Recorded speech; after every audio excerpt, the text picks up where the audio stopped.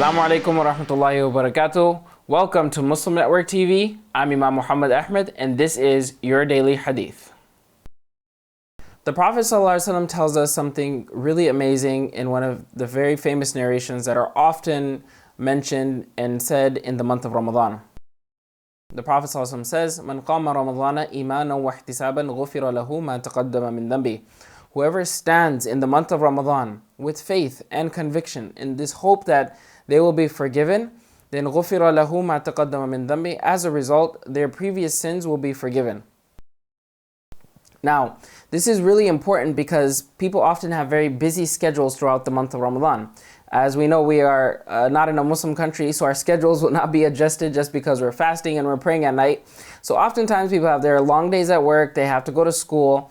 And the big question that a lot of people have is, if I'm just fasting and I'm just getting in my Taraweeh, is that enough, right? So definitely, number one, we should try to go the extra mile in the month of Ramadan, but these two things should not be underestimated. Fasting and praying at nighttime, specifically the Taraweeh prayer or Tahajjud, these things should not be underestimated because the Prophet also mentions these two things specifically for the month of Ramadan, and if someone does them with faith and conviction that they'll be rewarded, then غُفِرَ لَهُ مَا تَقَدَّمَ مِن ذَنْبِهِ. All their previous sins are forgiven. And then in another narration, the Prophet ﷺ tells us that if someone fasts in one Ramadan and then fasts in the next Ramadan, these two Ramadans, all the sins that they've committed in between, they will all be forgiven, right? مُكَفِّرَاتٌ مَا بَيْنَهُنَّ إِذَا اجْتَنَبَ الْكَبَائِرِ. But the condition that the Prophet ﷺ makes is so long as they abstain from the major sins. So we understand for major sins we're supposed to do tawbah, but this is a good way to get all our minor sins wiped away completely every single year.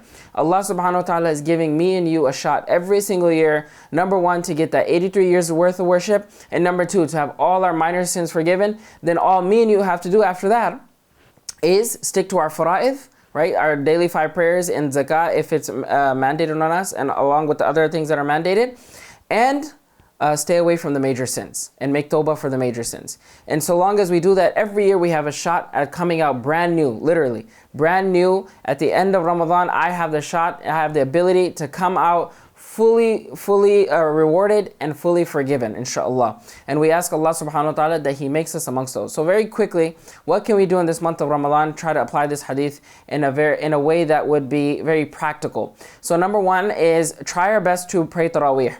If we can't make all 20, then at least make it mandatory on ourselves that I am going to do what I can, especially since it is the month of Ramadan, so I want to do a little more than I normally do.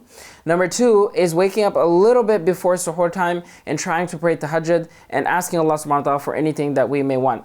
Another easy way to also just increase our prayer in the month of Ramadan is focusing on our sunnahs before the prayer, such as the sunnahs before dhuhr, or the sunnahs after maghrib, the sunnah mu'akkada, and then also the other sunnahs as well. This is a good way to increase our reward in the month of Ramadan, and it's something that we can do daily because we have to pray our 5 times prayer anyway.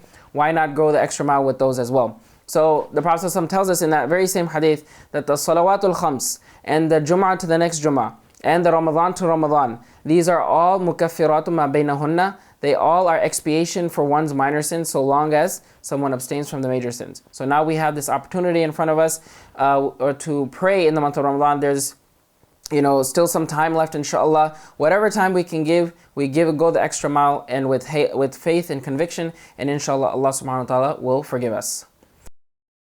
Thank you for watching Muslim Network TV's Your Daily Hadith. Assalamu alaikum and Ramadan Mubarak.